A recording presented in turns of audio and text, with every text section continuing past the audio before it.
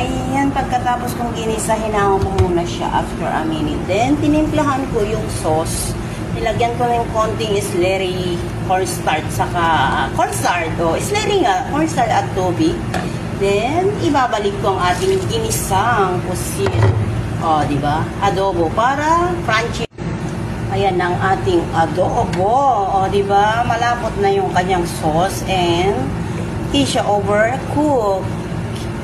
Makunat na kasi ang pusit pag overcook. Ayan ang sikreto ng pusit na adobo na crispy pa rin siya. Pero yung lagay na natin yung spring onion. Diba? Kaya may ang ating adobong pusit. Ready na for lunch, breakfast, lunch, at dinner na yan. Ayan ang adobong pusit ni Inday. Kayami, kasarap, kasorsa. Ang sarsabaw.